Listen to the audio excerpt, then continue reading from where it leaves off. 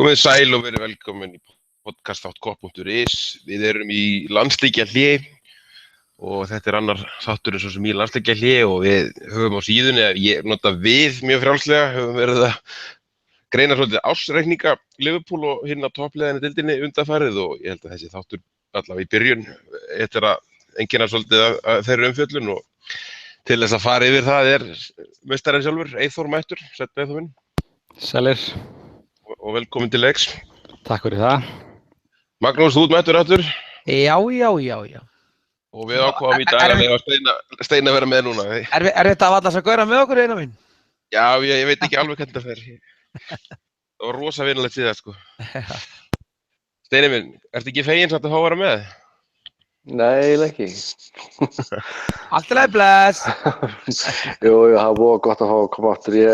Þetta var orðið svona svolítið výrt að hlusta á okkur bara tvo hérna með hverjum öðrum, sko. Það gengur ekki lengdar. Nei, Eyþór, ég held að við vindum okkur nú bara strax í þetta. Ársreikningar Liverpool, þetta var ansi, ég veit ekki hvort þetta sé eitthvað frábrugðið mikið undanfarnum árum, en það er rosalega svona upplýsandi að fá svona góða greiningu svo sem á þessu. Bara fyrstu viðbrögð þegar þú ert búin að klára þetta, fara yfir þetta með Deloitte augunum, hvernig svona stingur þetta við þér? Svona í orðum ekki skrifum. Það er kannski helst að við þetta alltaf þegar maður er að skoða. Maður er alltaf að skoða í rauninni kannski svona 12 til 18 manna gamlar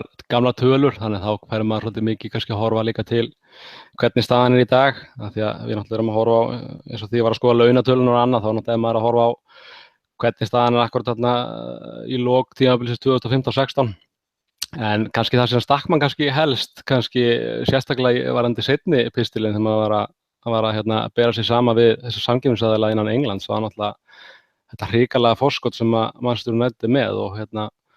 og hefur vaxið rosalega mikið. Ég gerði nú sambærilegan pistil í 2014, þá var bilið ekki svona mikið, ég held að það hafi aukist örugglega 25% frá á þessum 2 árum. Þannig að það var svona helsta sem situr eftir hvað þetta bil er orðið mikið og veldur manni svona kannski hvað mestum áhyggjum. En ef við byrjum aðeins bara ársreikningum Liverpool, þú veist, við erum að sjá núna tap upp á 21,4 eins og þú svo sem skýrðir vel í pistlinum, en þetta í 4. skipti á 6 árum undir stjórn FSG sem við erum að sjá svona mikið taprekstur. Ég bara að spá, sko, er þetta eðlilegt, er þetta eitthvað sem við höfum áhyggjur af og til dæmis bara varðandi sjónarhól Financial Fair Play, er þetta, þú veist, var það ekki 50 milljónir einhvern tímann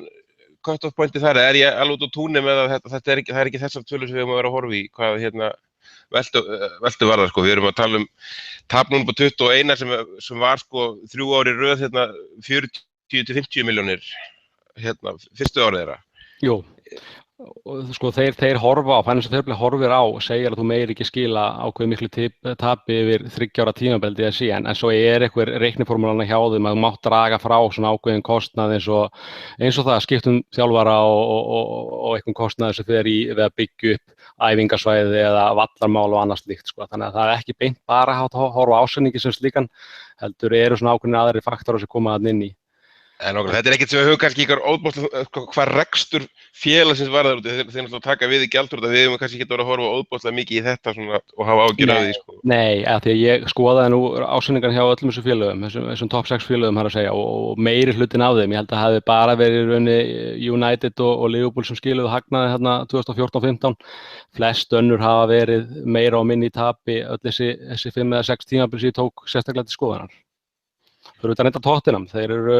langt best rekna liðið þarna eftir United. United hefur náttúrulega mikið forskot og sérstaklega síðustu 4 árin eða svo og Tottenham þar á eftir, en annars er þetta ekkert óeðlilegt í rauninni þessi knattspyrnu félög sem eru ekki með tapi. Nei, en veistu eins og þú tekur til kostnaðarliðin þarna, höldum aðeins áfram með ársreikning núna hjá Liverpool að stingur svolítið að helsti kostnaðarliðurinn sé brottrekstur Rodgers og hans samstarfsmanna og svo líklega við afskrifa Balotelli. Til dæmis heldur þetta hafi verið svipað, veistu það hvort það hafi verið svipað með Douglas þegar hann var nýbúinn að skrifa undir samning og var með sitt starfslið. Já, það kostaði einhverja 9,6 milljónir punda að losa okkur við Douglas og þá þjálfara sem fylgdu honum út, sem er Já, ég meina, það er slatti, en að reka til dæmis Hodgson held ég að við kostið okkur 8 milljónir, en ég held að sjá nú ekki eftir 1 pundi þar. En þetta, ég er alveg sammála, þetta er dák og fjárhæð, en það náttúrulega, við rekum náttúrulega Rodgers skrifa hann ekki undir nýjan samning sumarið 2014 og það er langtíma samning, saman hvort það var 4 eða 5 ára samningur, þannig að Já, og það er líka sko sama á við náttúrulega Douglas í rauninni sko. Já. Hodgson var örugglega áttið töluvert eftir og svo náttúrulega var Benítez þar áður, sem er ekki undir stjórn FSG, nýbúinn að skrifa undir langtíma samning. Við erum alltaf að eyða greinilega alveg óbóðslegum fjárhæðum í þetta undanfarin ár sem að vonandi svona kemur þess á réttari kjölun á næstunni eða fáum einhvern stöðuleika í þjálfaramálinu sko. Já, sem er kannski lýsir kannski bara, finnst mér það bara fyndið svona endurskoðandanum í rauninni, en þeir kalla þetta einskiptiskostnaður. Ég veit ekki alveg hvað það sé lýsandi fyrir þetta. Því þetta er farið að falla til helviti oft. Já, nokkulega. Svo líka, Steini, ef við förum aðeins rýnum aðeins inn í þessar tölur, þú veist, það er að reka stjóran eitt og sér, við kannski komum inn að það er ekkert eitt og sér það sem mikill óbeint kostnaður að er ekki hægt að fullyrða það strax þó við sjáum það kannski ekki ásetningum að tapið er miklu leyti líka tengdi að reka stjóran eins og hann kemur nýr maður inn, það er raunin alltaf gerst að nýr maður kemur inn undanfarin ár og dýrasti leikmann er ekki velkominn hjá honum, en er þetta ekki partur líka af risa vandamáli í klúbbsins? Jú, þetta er bara, það er náttúrulega hvernig hefur verið haldið á þessum, sko, það hefur margt gott verið gert, sérstaklega núna eftir að FSG tóku við, og í mínum huga er ekkert rosalega margt svona rangt sem hafa verið að gera. Þeir hafa verið að setja fullt af peningum í launakostnað, þeir hafa verið að setja fullt af peningum, þá er ég ekki að tala indælingu peninga eins og fullstjórnir að gera. Þeir eru að setja fullt af peningum í leikmannakaup. Þeir eru reynda búin að gera nokkra stóra sölur á móti, og þeir hafa verið að bregðast mjög hratt við þegar að illa hefur gengið hjá stjórum og þetta bara kostar bara húrrandis hellingspenning. En alveg eins og Eyþór sýndi fram á að við erum náttúrulega ekki í neinu samræmi við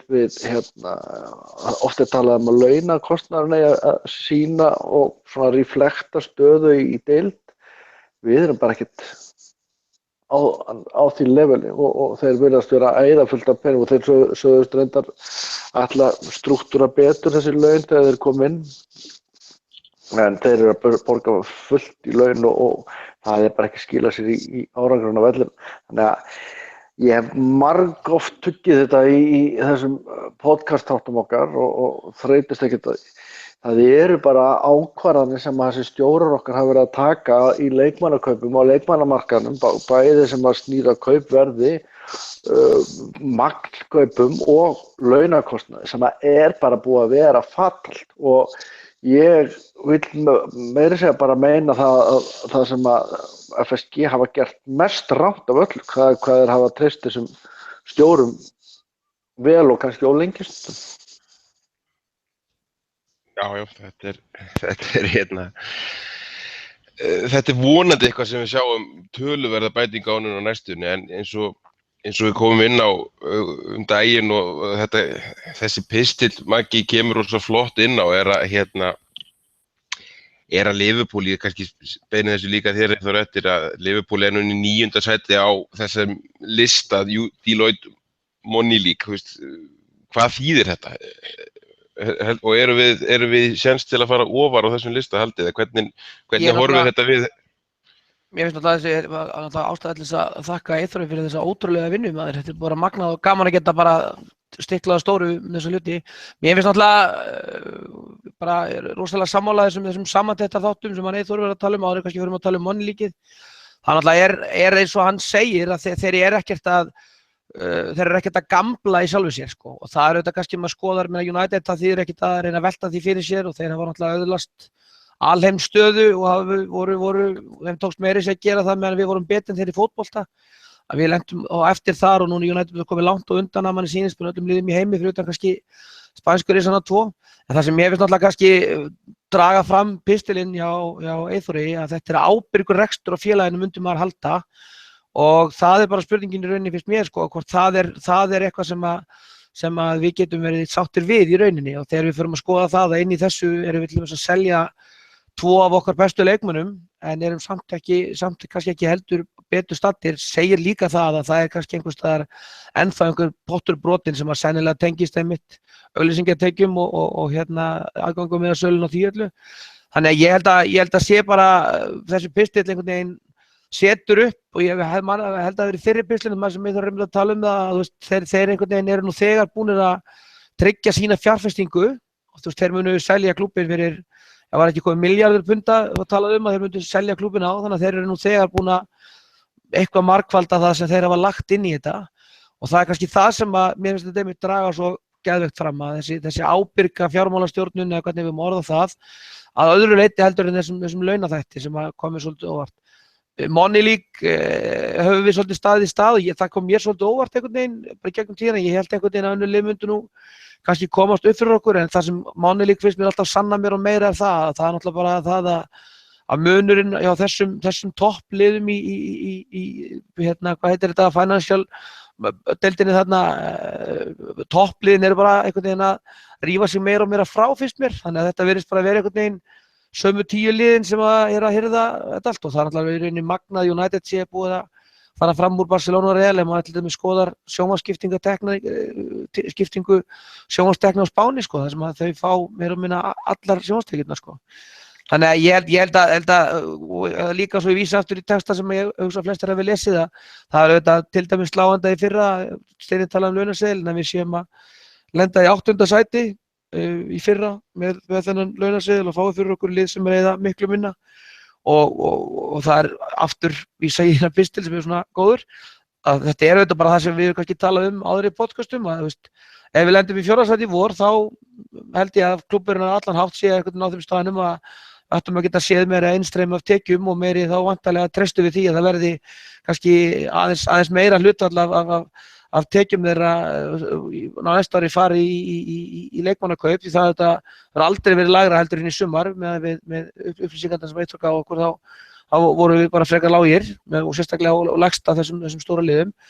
og það er einhvern veginn það sem þetta er en það sem ég finnst kannski þessi frábæra grein sína er bara það að þeir eru ennþá búin að vera frá upphafi að hugsa þetta sem svona lógíkal fjárfestingu og svona ekki alveg einhvern veginn að hella sér all inn í þennan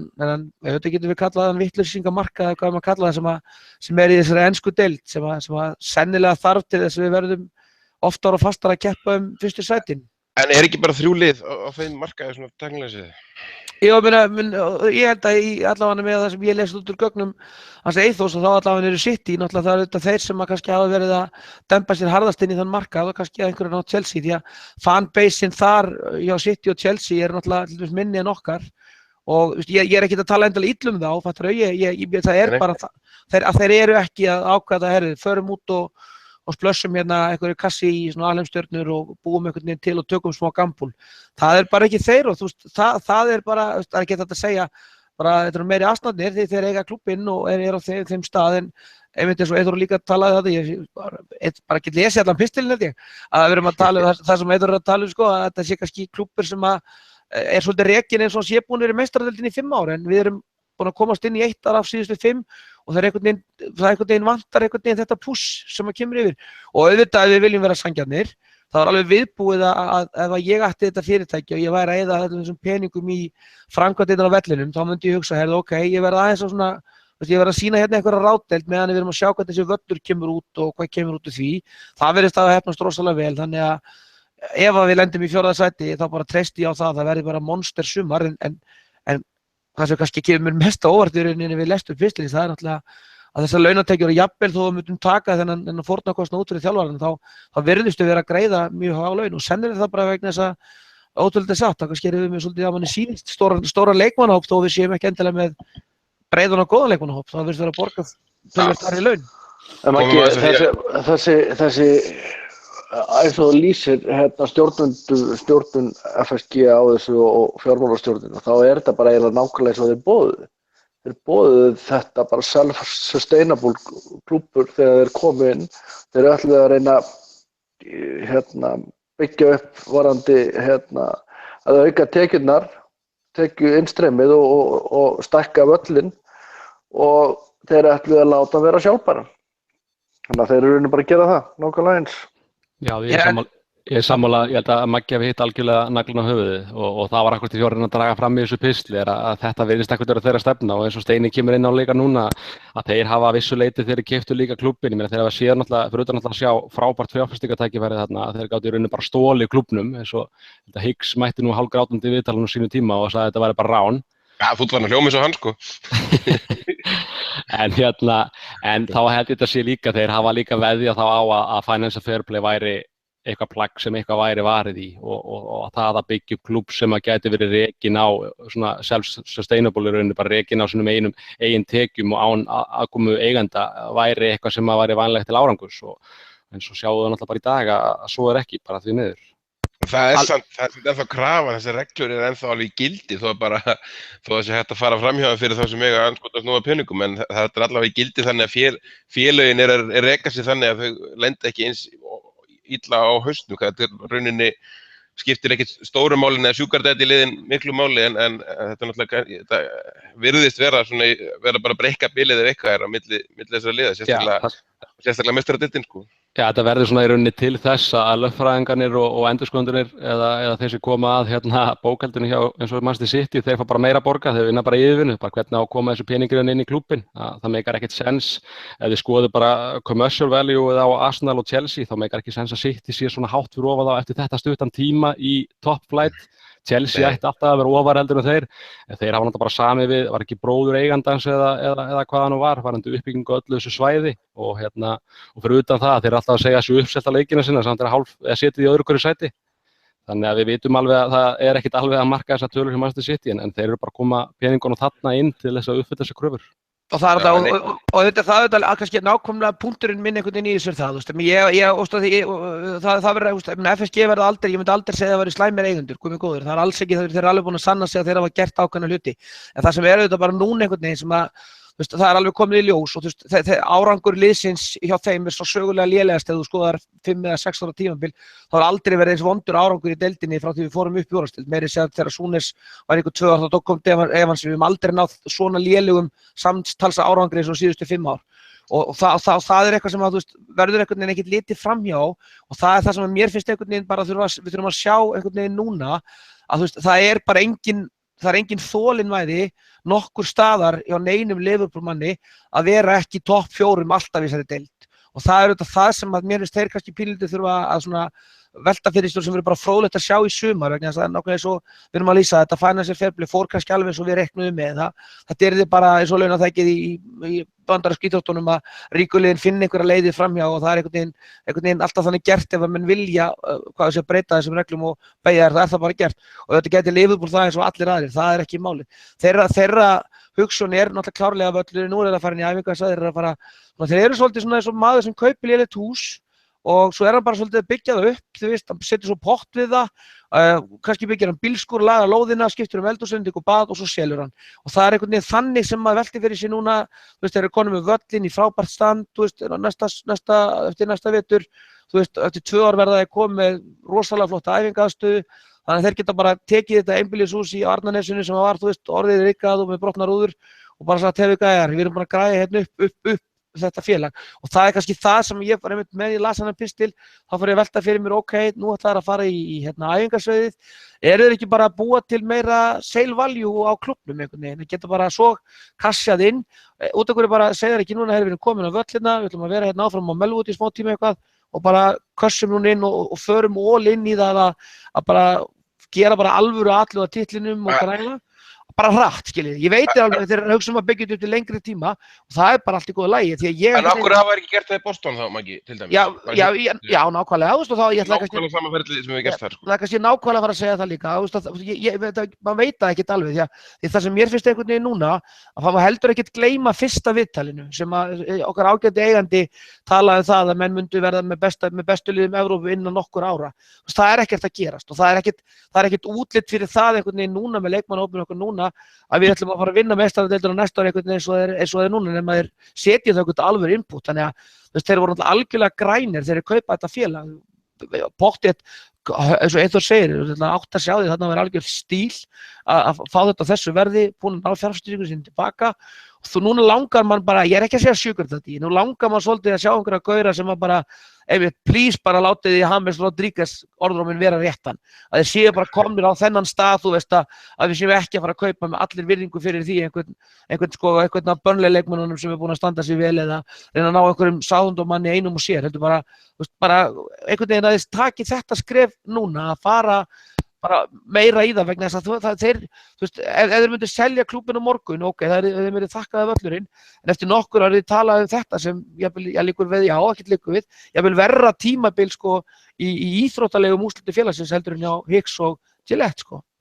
Maggi, ég held að einmitt að sko þetta með æfingasvæði, sko þeir með að við kostnaðan sem á að fara í að breyta æfingasvæði, að mér finnst það benda svolítið til þess að þeir séu að horfa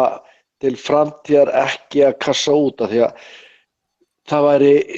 ég held að þeir séu ekki að fá neitt af þeim pening tilbaka í formi að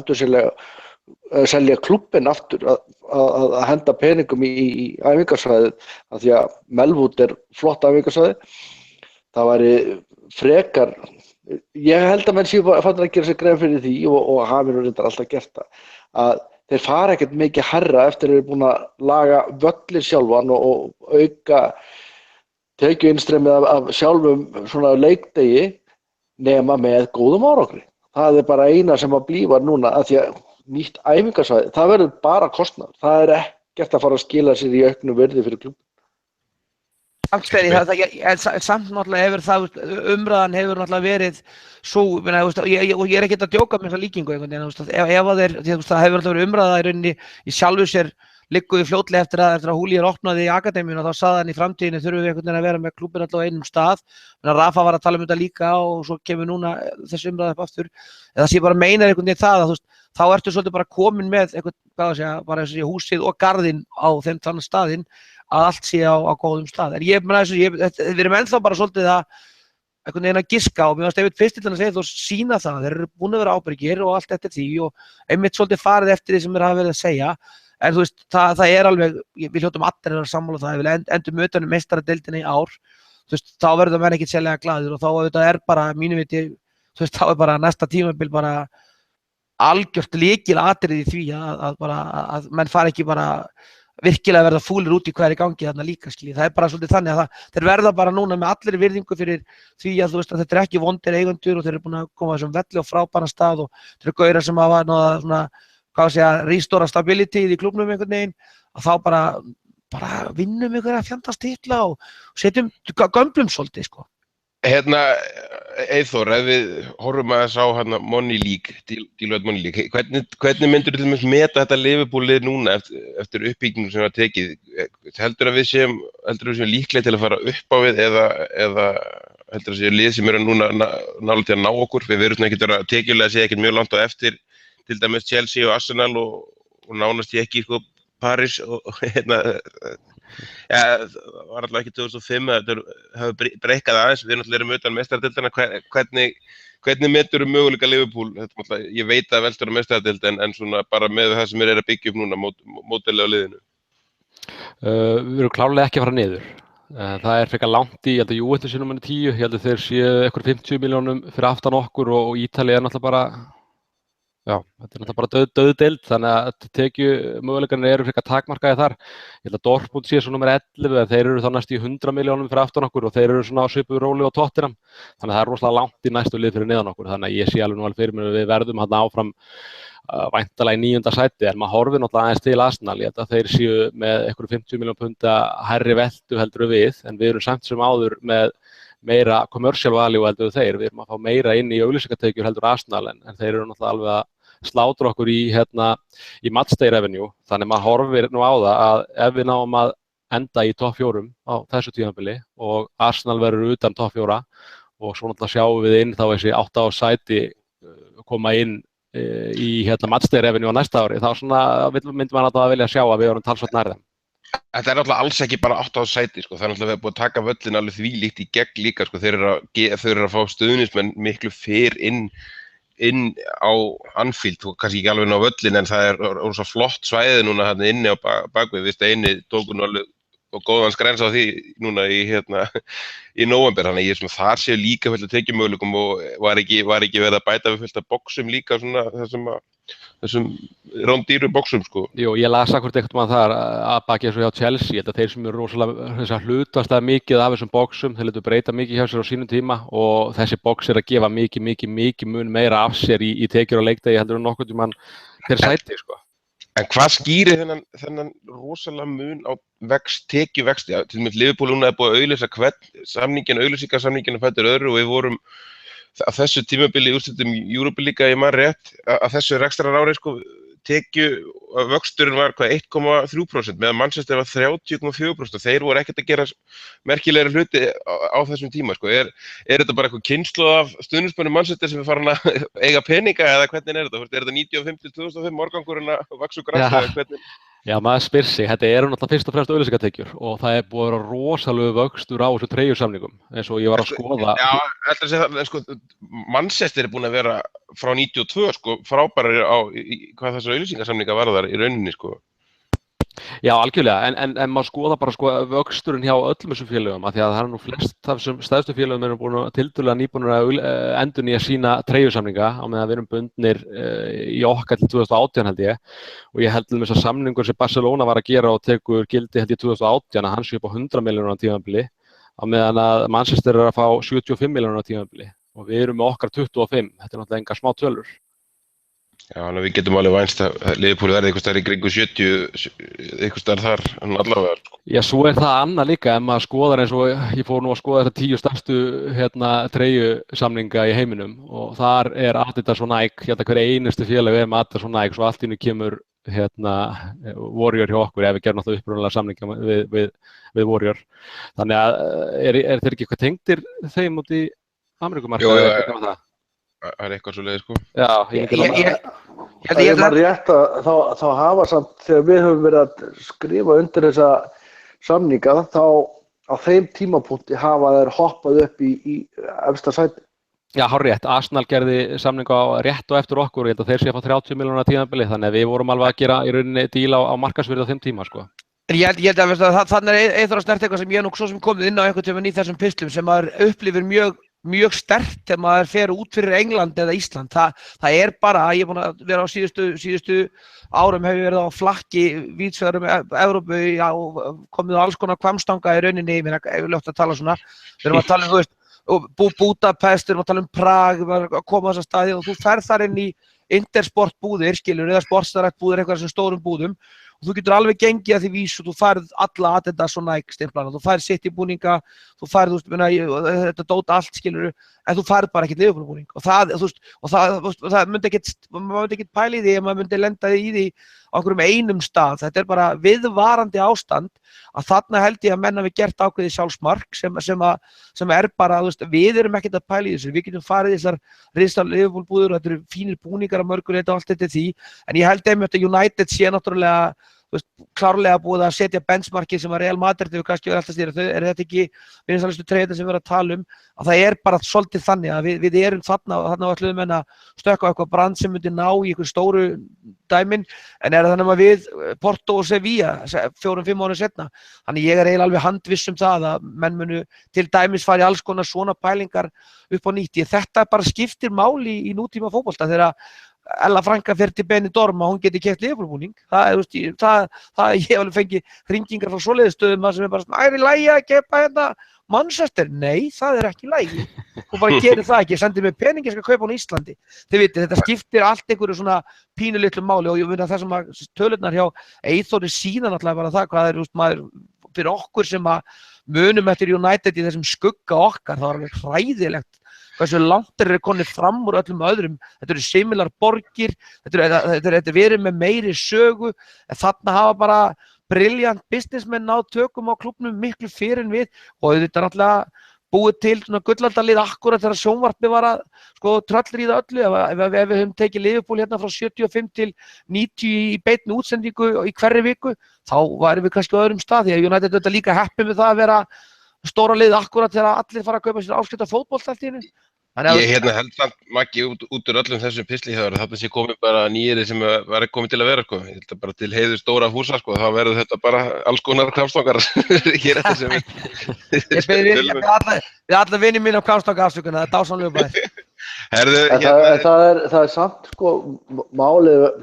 varðandi þetta, sko, mistök og ekki mistök sem við gerðum þarna, sko. Upphæðin sem að þessum liðum hefur verið borgað fyrir samningin sem slíkan og síðan hins vegar treyjusöluna áberandi, auðvitað skiptir máli að vera áberandi markaðslega séð, en það kemur ekki ljós fyrir því næsta samning hjá okkur hvort að við gerðum einhver stór mistök með því að fara í Warriors eða ekki. Það fer eftir næsta samning hvort að við náum aftur að þessu lípi upp í efstu hæðir eins og við gerðum síðast og þar síðast. Þannig að liðin, ég held að það sé í fyrsta skipti og ég held að þú hafi komið inn á það, Þóra, yfirleitt skiptir það liðin per se í beinum peningum litlu máli hversu mikið selt af treyjum. Það er yfirleitt er það þessar sölu sem að taka þann part og í rauninni leiðréttum ef við fyrir með ráttmál. Ég held að Manchester United hafi nýju samningunum þeirra sé fyrsta skipti þar sem að þeir eru að taka eitthvað kött. Ég fór ekki dítilega onni í þann samning, sko, en ég man bara eftir, ég las bara greinir í kringu það, ég held að það var svona fyrsti samningur sinna tegundar, þá var í rauninni var Adas að fá hluta af treyjasölu, eitthvað slíkt, sko, þannig að bera kannski þann samning og okkar samning er náttúrulega þá að bera saman bara epli og appelsínu, sko, þetta er náttúrulega ekki sami hlutur, sko. Þannig að það er alveg rétt hjá þér. Kemur ekki svolítið samt fram í ásreikningum þá bara þegar við sjáum? Jú, í sömu línu, sko, ætti að koma, sko, þannig að bilið í auglýsingatekjum er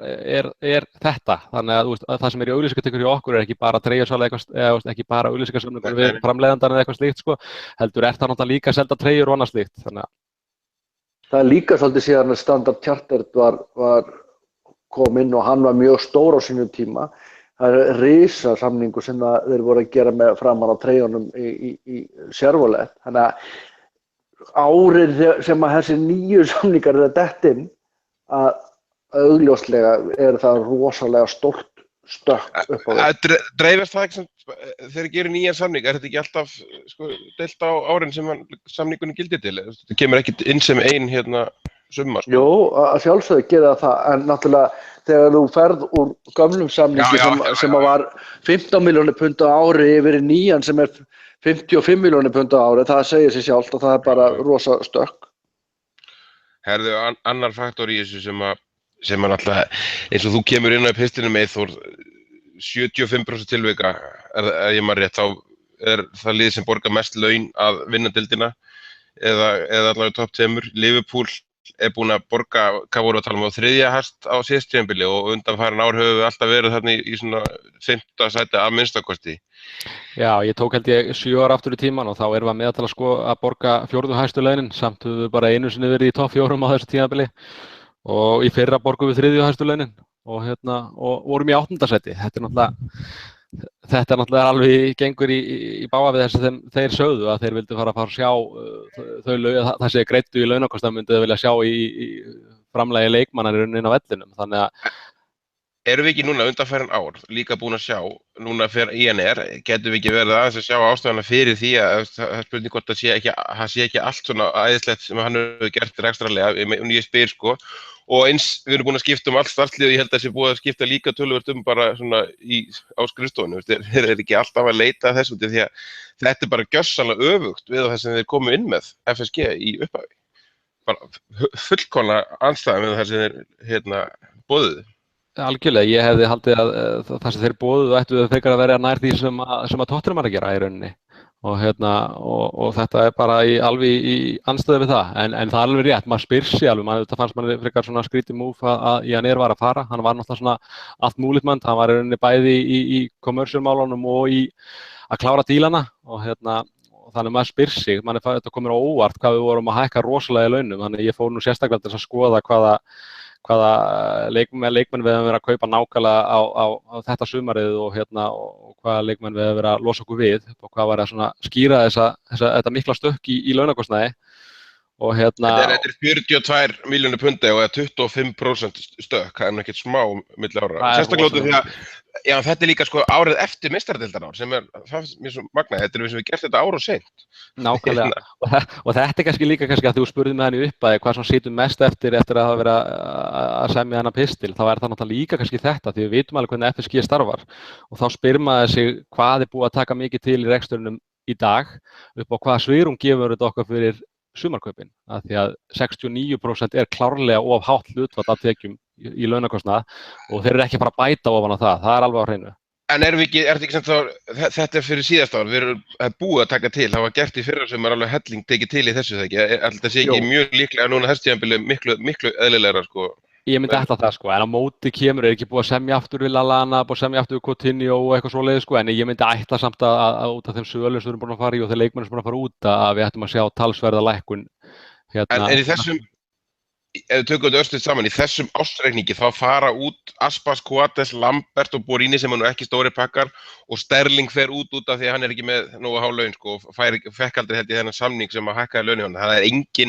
engin stór samningur sem fer út og Milner kemur á frjálsri sölu, það er bara launapakki, Firmino hár launapakki, Benteke hefur verið töluverður launapakki, veit ekki með Klein og Ings, það er náttúrulega úrvalsdeildar leikmenn þegar þeir koma, þannig að þú veist að koma allir sem koma inn eru örugglega hærri launum heldur en allir af þeir sem fóru í staðinn, er ekki að slá því nokkuð föstu sko, sem að er alveg þveröfugt við síðast tímabil og mjög líklega næsta sumar. Alveg klárlega, þú veist, meina þegar við sömdum við Ings þó að við þurfum að borga eitthvað upp að þarna sem fór fyrir dómstóla á sínu tíma þá í rauninni sömdum við í rauninni við hann samt sem að þessi free agent í rauninni og við fáum náttúrulega Milner líka í rauninni ókeypis innan gæsalappa og þessi menn eru þá náttúrulega að fá stærri samninga fyrir vikið og eru klárlega er Milner eflaust á 100.000 pundum eða eitthvað slíkt og Ings eru slagar upp í það. Firmino og Benteke, þetta voru náttúrulega menn sem voru á launum alltaf tímabil og þetta eru náttúrulega mjög dýri leikmenn líka í rekstri og það sama í rauninni að segja með Klein, því hann var nú bæði keyptur frekar dýrt, ensku leikmaður og annað slíkt og svo náttúrulega gerum við eins og ég sagði við gerum samninga á Coutinho og Skörtul og Sakho, þannig að þessi leikmenn sem fara út á móti á þessu tímabúti, þetta eru eins og þú segir, þetta eru allt leikmenn sem eru svona tiltölulega ódýrir innan gæsalappa og náttúrulega ástæðan fyrir að Sterling fór var náttúrulega bara því að hann fékk ekki gera stóra samning. Já, en það er náttúrulega líka núna í sumar gríðarlegt svigrúm, myndi maður ætla að við náum að losna við Sakho, Sturridge og til dæmis Lucas sem er örugglega góðum samning og ég myndi halda hans í að fara með hvað hann spila lítið sko, hann spilar örugglega allt og lítið og þetta er alltaf lítið hlutverk með við launapakka sko, það er svolítið þar myndi ég halda út þegar eins og Maggi er að tala þetta, maður er með rosa væntingar fyrir stórt sumar, alveg sama hvort við erum í meistaradeildinni eða ekki sko. Já, ég meina það alveg klárlega og þeir sem eru náttúrulega maður verður að horfa á náttúrulega þeir sem fóru bara út eins og í sumar, þetta voru náttúrulega alveg nokkru þungavöttamennana en að Balotelli var nú hátt upp í 100 áskallinn og Jose Enrique hélt nú bara eins og 100 róði í mörg ára á sínu launatekka og vildi bara ekki fara neitt af því að hann var alls staðar að fara að lækka sig í launum og var ekki Kolo Touré kom hann ekki til okkar Kolo Touré ekki líka á sínu tíma á frjálsri sölu þannig að hann nú væntanlega verið á svona ágætis launum allavega og ég veit ekki hvort sem vondur samningar eða ekki, þetta eru stórir pakkar sem koma inn sko, Milner er ekkert vondur samningur endilega en alls ekki sko, en Ings náttúrulega út af meiðslum en þetta er ekki það er allt og margir sem er á allt og háum samningi sem er engan veginn að búin að skila framlagi í takti við og það er náttúrulega bara klárlega vandamáli og ég held að stöðuleikinn þar byggist fyrst og fremst að ég fá þjálfara sem veit hvernig kerfan vil spila og er í kannski meira en 3 ára að byggja upp liðið.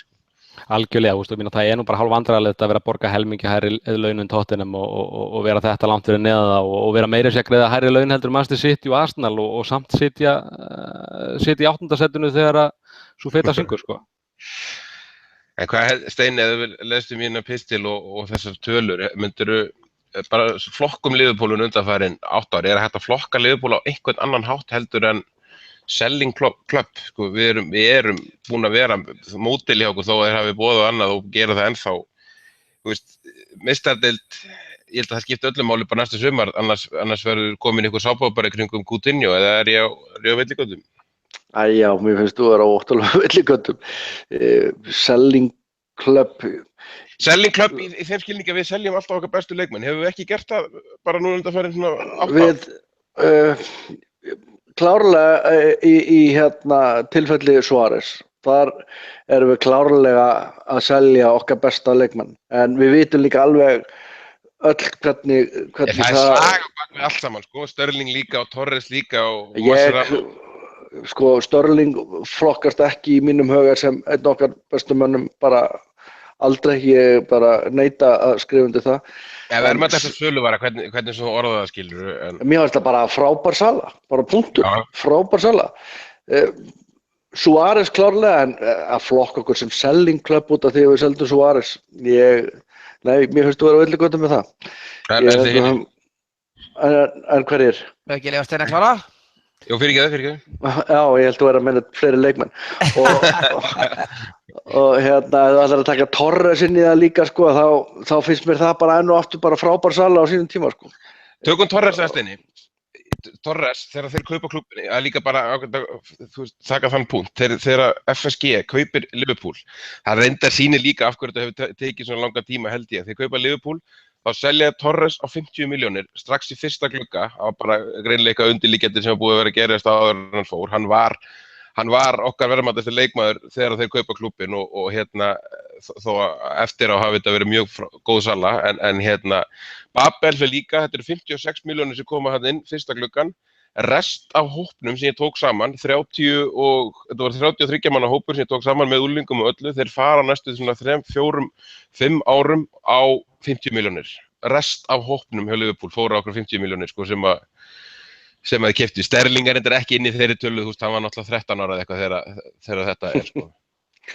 En rest af hópnum fór á undir því sem Babel og Torres kostuðu, sem að segja kannski hvað þeir tóku við slæmu búi, myndi ég Þau tóku við þrotabúi. Já, og svo líka leikmenn, þeir voru allir nýbúin að gera samning á meistaradeildarsamninga í rauninni og allir svona komnir meðalaldurum á 28-9 ár líka. Og allir nýbúinir að vera að spila undir stjórn Roy Hodgson í þokkamót. Já, svo sem. Og bara ekki ábyrgðarmönnum, Gerrard, Carragher, Kaut, þeir voru allir komnir á svona vitlausum megin í kringu 30, sko. Líka. Ég ætla að fá að vera náttúrulega, kom loksins að því, ég ætla að fá að vera alveg eins og ósammála steina mínum og hægt í þessu. Já, það var það sem ég búin að reyna hérna. Það er bara Þetta er bara vandræði, þið voru aldrei ósammála síðast og þetta er steina ekki með. Nákvæmlega. Það er alltaf bara, það sem Steinn er að segja með það að þetta verið góðar sölur, en þú veist, það sem er náttúrulega mínu til lykillinn í þessu að það hefur bara alltaf oft á síðustu 7-8 árum hafa verið leikmenn sem hafa verið okkur mikilvægir verið seldir. Auðvitað getum við vorum alveg vonuðum að Sterling myndi togna heila, en ég ætla bara að segja það, ég sé eftir honum í dag. Ég myndi vilja hafa Sterling í okkar lið í dag með þá leikmenn sem við höfum verið að binda vonir við eftir það. Ég held að Sterling og Mane sitt hvorum vægnum væri algjörlega geggja dæmi til dæmis. Og sama í rauninni með Torres, auðvitað við skildum við það, ég skildi það ekkert, maður bara vona að Karol myndi bæta eitthvað upp. Við getum kannski sjálfum okkur kennt að vera að kaupa þessar Suður-Ameríkumenn sem að í nær öllum tilvikum eða Suður-Arabubúa og Suður-Ameríkumenn, í flest öllum tilvikum þá stökkvaði til Spánar ef þeir mögulega geta. En það er auðvitað ekki að líta framhjá því að við höfum bara, mínu viti, ekki náð að stoppa leikmann sem við vildum kannski halda í núna í ansi mörg ár. Og það er auðvitað, mínu viti, marks of a selling club. Við áttur á móti fengið ágætt að díla, ég meina það er allt í lagi að hafa selt Sterling á 50 milljónir punda, en ég myndi samt vilja hafa hann í liðinu mínu í dag. Þú veist, það var alveg fínt að selja Torres fyrir 50 milljónir, því hann gat náttúrulega ekkert eftir það, en á móti hefði ég alveg viljað sjá Torres spila fyrir Dalglish og sjá hvað það hefði komið út úr því, en sko selling club finnst mér einmitt náttúrulega vera það sem í þessu og í rauninni að staðan okkar mínu viti, ætti að vera miklu betri miðað við það að við erum búin að vera að selja þarna frá okkur í rauninni töluvert magn af góðum leikmönnum á þessum tíma sem við höfum verið að fá fullt af peningu fyrir. Þannig að mér finnst, þú veist, við erum bara í rauninni, ég verið að skjóta á vinni mín í Arsenal, við erum á nákvæmlega saman stað. Við erum eiga mjög erfitt með að ná að halda okkar bestu leikmönnum og nú erum við bara að sjá, ég meina ég verið að lesa, á því maður les svo mikið, þá var menn farin að segja, já, látum bara Coutinho og Barcelona kaupur hann 70 milljónir, hann ekkert getað í vetur. við dettum að mínu viti dálítið fljótt einhvern veginn ofan í þetta bara, þú veist, bara stjörnurnar okkar, þú veist, fyrir réttan pening, þá seljum við alla. Eyþór, ég kom kannski ekki alveg nógu inn á þetta, ég var búinn að læna upp hérna aðeins úr færslunni hjá þér, sko, Selling Club, það sem ég aðeins að horfa í og stingum við svolítið í færslunni hjá þér að tekjurnar hafa aukist teluru upp hérna 46% frá því 2012 og hvað er vöxtur núna verður ykkur 70% á þessum tíma, þessum 5 árum og við erum ekki að setja þetta hlutfall í leikmannakaup og þú tekur hérna náttúrulega svona óvæntar sölur eins og Sterling og svo var hans aðeins út í sviga en ég meina er það ekki rétt skilja mig og koma ekki fram að klúbburinn er að setja minna sko nettó í hérna leikmannakaup heldur en við kannski myndum ætla eða vænta. Já, þetta kannski bara þeir gerðu góðar sölur síðustu sumar eftir þeir hafa ekkert alltaf verið að því þannig séð sko peningurinn sem svo rosa mikill en eftir að hyggja var þetta ekki góður peningur fyrir þessi geði sko. Nei, það algjörlega, það er rétt svo þú tekur úr pistilum. Þetta er í rauninni þegar maður fer að skoða þetta lítur þetta út þegar við skoðum hérna þessi 2 ár sem eru svolítið bjöguð þar sem við erum að kaupa náttúrulega leikmenn yfir 100 milljónir punta. Við hefðum aldrei keypt leikmenn fyrir 100 milljónir punta ef við hefðum ekki selt Suárez 65 eða Sterling á 50. Þannig að þessi peningum var reyndar alveg blessunarlega, það er náttúrulega bara velta aftur út og við fjárfestum í leikmönnum. En jafnt og þétt síðan að þeir tóku við, þá hafa eins og þú segir, ég meina tekjurnar hafa aukist 46% og vöxturinn verður komin yfir 70% á næsta tímabili þegar að því að nýji sjónvarpssamningurinn tók núna gildi núna á þessu tímabili og það eru allavega 50 milljónir sem koma þar inn, þá erum við að lækka frá ári til árs þá peninga sem við leggjum í leikmenn sem hlutfall af tekjum. Og mér finnst mjög eðlilegt að því að ef maður skoða þróunina bara svo langt sem ég hef skoðað sem nær alveg til 2008 eða 7 eða hvað það að þá er launafaktorinn alltaf mjög svipaður. Þú ert alltaf að borga mjög svipað hlutfall af tekjum í laun. Það breytist alltaf á 4-5 ára fresti þegar nýji samningar koma að þá allt í einu ferðu kannski 60% af tekjum eftir að greiða í laun, þá lækkar það niður í 45 eða hvað það að því að nýji samningurinn er svo stór en svo jafnar að sjá 2 ára tímabili að því að þeir greiða alltaf verið eins og svipa hluta til leikmanna og leikmenn fara bara fram að meira þegar meira peningar komir í spilið, bara eðlilega. Þess að myndum að búast við því að þróun væri svo sama hvað varðar fé til leikmannakaupa. Ég myndi skilja þessa þróun ef við værum kannski, ef að segja í sömu stöðu Arsenal eða þá í rauninni þeirri stöðu varum að challengea titla eða vinna titla á hver einasta ári. En klúbbur sem er búin að vera oftast í 7., 7. eða 8. sæti síðustu 7 ár, þá hefði ég búist við að kúrfan væri á hinn veginn, að við værum að leggja meiri pening í leikmenn. Er það ekki bara þessi 2 leikmenn sem okkur vantar til dæmis núna til að taka þetta pús alveg? Við erum ekki að nota 17 ára pekka svona 3-4 bekknum í hverjum leiknum fætur öðrum sko. Það er bara svoleiðis, ég meina það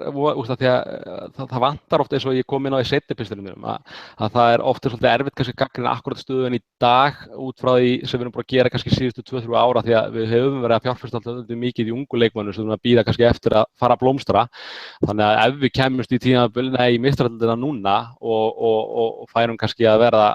fasti gestir þar kannski árið eftir þar líka að þá kannski getur maður fara að segja að módelið sé allt inni farið að ganga upp hjá FSG en það verður svolítið ekki annað sagt heldur en að það hefur ekki verið að gera það hingað til en það er samt svo sorglegt að því að með að það lið sem við erum í höndunum núna að þá vantar ekki það mikið upp á að við séum komin með lið sem er að fara að gera alvöru atlögu að titlinum. Það er kannski ekki nema annar manni eða eitthvað slíkt sko. Þessi hópur til dæmis í dag Rólegur er þú.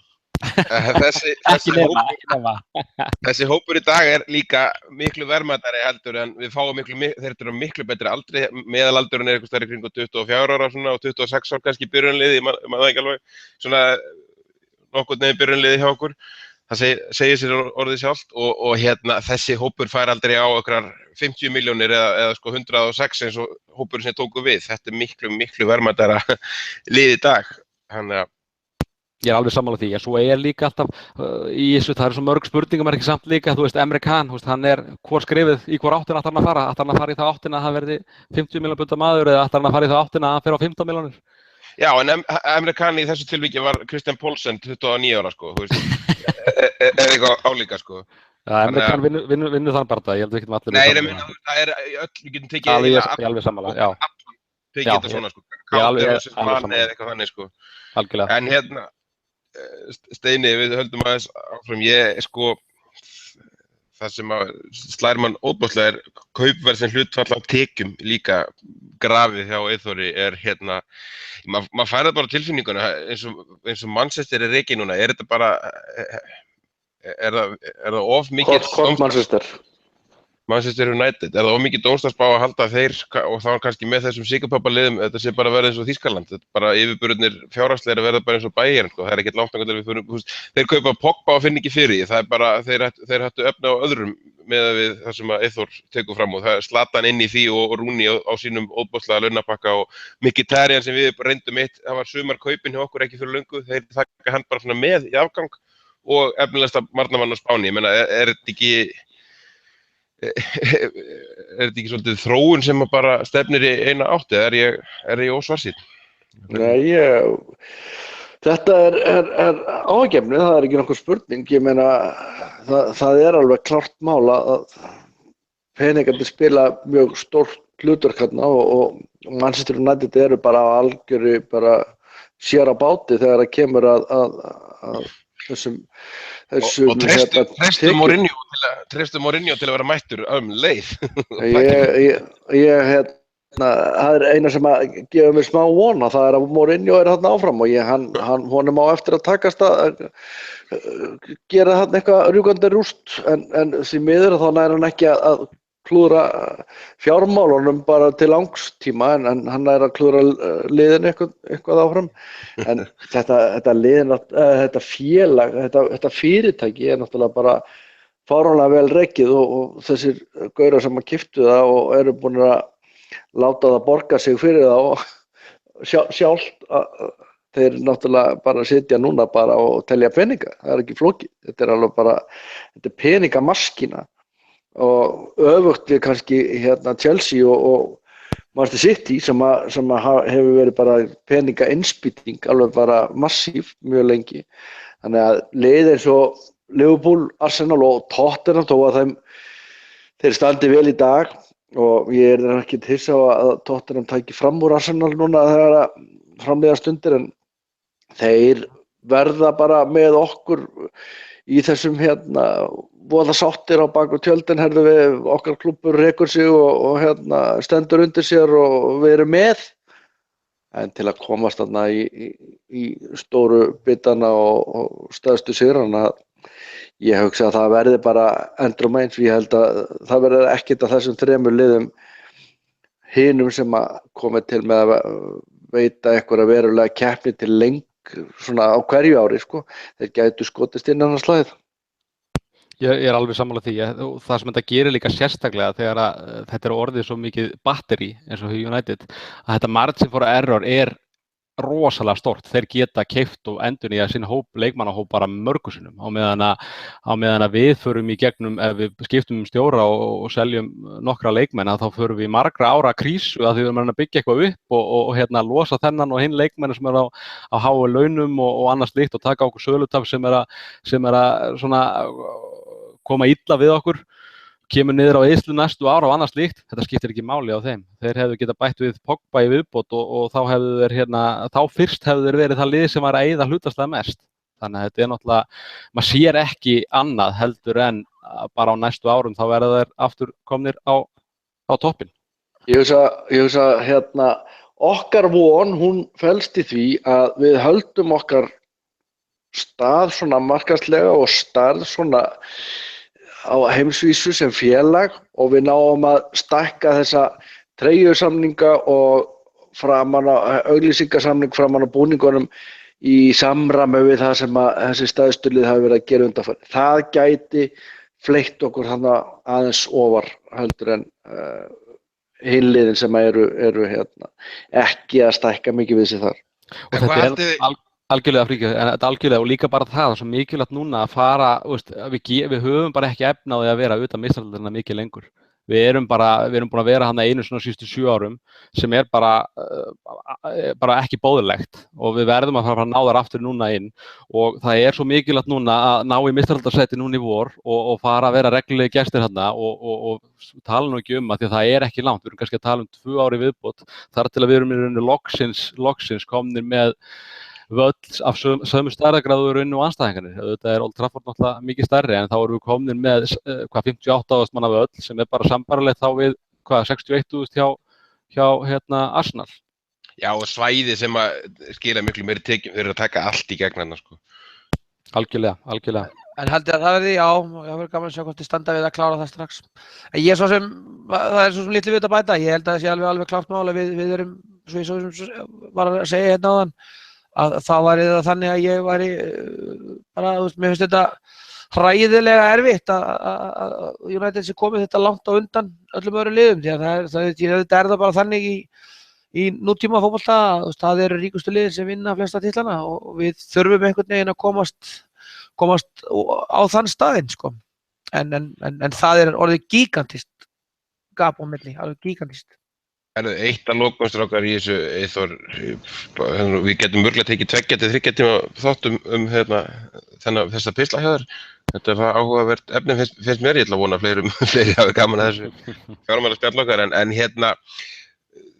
sjónvarpstekjurnar að hækka núna, þú veist, við erum að taka fram að neðsta liði verður með eitthvað kringum 100 milljónir í ensku úrvalsdeildinni sem náttúrulega bara galið, líka bara í samanburði við Championship-deildina, það verður náttúrulega miklu erfiðara að koma upp og allt það. En á sama tíma verðum við að tala á Spán, það það ekki verið að jafna hlutfallið þar, ekki hægt að ætla þess að það myndi þá kannski jafna eitthvað leikinn þar og veikja þá kannski eitthvað stöðuna hjá Barcelona og Real eða þau kannski bara eins og Manchester orðin of sterk. Ég bara spá hvort að enski boltinn bendir ekki eiginlega allt til þess að enski boltinn ætti að fara að koma aftur eins og þau voru 2005 til 2010 eitthvað svoleiðis í meistaradeildinni og á þeim stalli, sko. Þú veist, þetta rauninni búin að vera ótrúlega mikið lagð á þessu tímabili. Svo þetta líka hefur eitthvað, kannski enginn sem veit að eitthvað áhrif Brexit, heldur að sé eitthvað augljós áhrif sem það hefur á þetta módel núna sem við erum að horfa á undanfarið, óðbóðslega uppgang enska boltans, ætla að vera erfiðara að fá leikmenn eða eitthvað svoleiðis, sko. Hvað var það allavega eins og sjónvarpssamningi nýja, þá náttúrulega hann náttúrulega bara eins og sá fyrri samningur, þetta rosalega stökk, þetta eins og þú segir réttilega að neðsta liðið kemur til með að fá 100 milljónir punda í sinn hlut. Sko hinnar deildinir hafa ekkert verið að jafna gamla samninginu þannig, sko, Spánn og Ítalía og Þýskaland. Spánn núna í fyrsta sinn, núna 2016-17, þá eru þeir að keyra eftir sama módeli og enska úrvalsdeildin að keyra eftir. Og ég tók akkur sem samaburð, þannig að neðsta liðið sem, eða þar að segja liðið sem endaði í neðsta sæti í La Liga í fyrra, þeir að fengi 18 milljónir evra eða eitthvað 25 milljónir punda, þannig að þú bert það sama við sem að neðsta liðið að fá á Englandi þessar 100 milljónir, þá að svara það bara spurninguna af hverju Englandi talið verið sterkasta deild í heimi eða erfiðasta deild í heimi, þó að það sé kannski ekki endilega ekki í dag kannski bestu fótboltaklúbbarnir hana, eða allavega þeir eru ekki að sýna því í Evrópukeppninni, að þetta náttúrulega hrikalegur munur og náttúrulega bara ósanngjarnt, þannig að maður skildi í rauninni ekki að þeir skildu komast upp með þetta Real Madrid og Barcelona þetta lengi að neita að fara í þetta samstarf, en þeir voru neittir allavega að samningaborðinu, þannig að núna fara þeir í sama módel og úrvalsdeildin keyrði á og það verður svona jöfnur í þessu sjónvarpstekjum. Það stemdi bara í byltingu á Spáni, sko, þegar hinliðin voru að verða alveg stjórnum. Þeir voru bara að fara í verkfall, sko, en það voru 75% af þessu liðin var bara orðin á skjaldþrota og meiri sér svona stóri klúbbar sem manni finnst, eins og Atletico Madrid, að þeir voru ekki að fá neitt og Valencia, þeir voru ekki að fá neitt og voru þeir í stöðu að þurfa alltaf að selja sína stjörnuleikmenn, sko. En hvað var það eins og Brexit og annað slíkt, menn eru svolítið, ég reyndi akkurat að fletta því, ég reyndi alltaf akkurat að koma svona með smá hluta af þessu pistli sem myndi fjalla eins það, ég held að sé bara svo mikið óvissa ennþá, hvað ætlar að gera með fjórfrelsi og annað slíkt, frjálst flæði af vinnu, fjármagn og allt þetta, maður veit ekki hvað þetta með gera, helstu áhrifin sem maður sér í fljótu bragði náttúrulega bara út af hvað pundi var að falla, maður sá kannski það fyrir sér að það myndi hækka eitthvað launakostnaðinn hjá þessum félögum, en það er kannski bara getgátur. Nákvæmlega. Herðu, ég held að við setjum aðeins punktinn hérna á þetta, ég ætla nú held ég að koma með pistil í þessari viku aðeins tengdum þessu, en Ég held að við látum bara uppbytun fyrir Everton-leikinn tala fyrir þann leik. Við bara erum búin með tíman hreinlega, en bara svona tökum rétt í lokin hérna hringinn. Hvernig sjáum við þann leik spilast og fara? Við erum búin að fá fréttir núna, Coleman á Everton fótbrotnaði, Funes Mori held ég að vera að fara út af middur og Schneiderlin og McCarthy held ég sé líka í einhverjum meiðslum eða tæpir allavega, meðan hjá okkur til mikilla gleðisteini og þið hinnir, þá var Lallana að meiðast í líklega 4 vikur, það er náttúrulega einn dæmigerð þetta landsleiki á Hektor. Svona út frá þessu og bara raunni eins smá spurning, hvað myndu þið gera? Hvað myndu þið gera, Steini, fyrir hérna Lallana? Hvernig myndu þið stilla upp liðinu? Veistu að ég bara... Hvernig fer leikurinn? Sama spurning á alla. Ég ennþá svo fjúrius út í þetta landsleikjarhlé og hverju þau skila. Ég bara næ ekki fyrir nefi að mér að reyða fyrir djöfulspulli. Við erum orðnir ansi berskjaldaðir þarna. Maður veit náttúrulega ekki stöðun á Henderson en vonandi er hann bara kominn til að stíga hann inn í staðinn. Og maður veit ekkert hvernig staðan á Sturridge er, þannig að það verður bara að taka, þeir koma bara beint úr flugi liggur við brassarnir okkar og það er búið að setja þetta sem hádegisleik í þokkabót. Þannig að ég er bara drullu fúll með hvernig staðan er núna nokkra daga fyrir leik. Ég vil bara segja alveg eins og ég er ekkert voðalega káttur með þetta. Þannig að ég veit ekki hvað skal segja. Hvernig fer þetta? Við vinnum þetta Everton alltaf. Annað kemur ekki til greina. Það er bara... En þetta verður gæti orðið erfitt. Þessi leikir byrja ótrúlega satt 0-0 og það er vanalega mikil barátta í þessu og það skiptir litlu máli hvað liðinu í deildinni bæði liða á góðum stað. Þannig að ég ætla að spá okkur 2-1 sigri. Eyþór, Henderson og Coutinho verður báðir heilir. Hvernig stillir upp hérna fyrir Lallana? Verður báðir með? Þetta Henderson kom ekki inn en svona í minningunni finnst mér nú ekkert að reynst okkur neitt rosalega vel með Henderson og Tjan hanna saman á miðunni. Það kemur þá bara í ljós en hérna ef að Henderson verður ekki orðið klár þá velti ég fyrir mig hvort að Lucas kom inn eða hvernig velti maður stilla þessu upp en maður nú frekar pyrraður þegar maður sá þessar fréttir en þetta verður erfitt. Það sem pyrrar mig líka mjög mikið er þessi blessu ferðalög fyrir Brassan okkar 2 og þeir eru náttúrulega bara detta þarna, þeir eru ekki senda, var ekki komið fréttir í dag, þetta senda held ég einkaflugvélina hann til að sækja á, þannig að fá einhverja klukkutíma viðbót aukalega í frí. En þetta verður erfitt sko, en að því þetta er heima, ég tökum við þetta ekki, ég segja að við vinnum þetta og höldum hreinu, ekki segja 1-0. Já, Maggi. Já, ég svo sem held að erfitt að átta sig á því hvernig þetta lið verður sett upp. Ég held að alltaf klart mál held ég að Henderson kemur ef klart spilar hann. Er enginn af okkur að sjá fyrir sko til dæmis Origi inn og Coutinho niður á miðju sem að... Nei. Origi bara svona lélegur undanfærið, ég get bara ekki hugsað með að hafa hann í liðinu. Origi bara vegna, takk fyrir. Þannig ég meina, mitt með allavega, en ég held aftur á móti einhvern veginn, það er einhvern veginn alltaf þannig þegar maður er stressaður fyrir Everton-leiki, það gengur þetta vel. Þannig að það er ekki bara ágætt að við séum allir frekar stressaði fyrir honum. Ég man í podcasti þegar við vorum nærri þeim meistarar, þá vorum við allir á því þetta er einhvern veginn rosa erfitt og við unnum á 4-0. Þetta er einhvern veginn svona one-off leikir og ég held að Everton sé að styttra á veg komið heldur en við á margan hátt. Þannig að ég hef einhvern veginn bara nokkuð góð tilfinningu fyrir leiknum, sama hvernig liðskipanum verður. Þá held ég að við séum, svo Steini sagði, við erum með betra lið heldur en Everton og það er einhvern veginn það er meiri sláttur í okkur. Auðvitað erum við leikmenn sem er erfitt að eiga við, en ég held að við vinnum þennan leik með 2 mörkum, hvort það verður 3-1 eða 2-0. Maður á náttúrulega ekki að tippa og við haldum hreinu þannig að maður hefur eitthvað vit í kollinum. Þannig ef ekki bara að segja 3-1. Everton var hérna, þeir eru búin að vera besta liðið. Þeir eru búin að fá flest stig frá þessi lið mættust síðast. Eins stórkostlega gaman og það nú var. Þá hafa Everton reyndar einhverju af þessum liðum að leikti góða á þá en þeir eru búin að vera hörku rönni og bara virka mjög sterkir meðan til dæmis okkar menn hafa verið á sama tíma eins og við svo sem þekkjum höfum farið mikið í gegnum alveg öndöru meiði. Ég er alveg eins og þið, því bara skítrættu við þetta. Ég myndi reyndar alltaf setja Coutinho á miðjuna, hvort sem kemur á kantinn, ég myndi prófa Origi þar saman hvað þið segið. Og hérna, ég bara óskeikju spá 1-0, ég skítrættu við leik og rúmlega það er svo sem engin nýjung. En strákar, ég held að það sé gott í kvöld, tíminn er búinn, þannig að við bara heyrjumst þetta í vikuliðinni. Bara takk fyrir.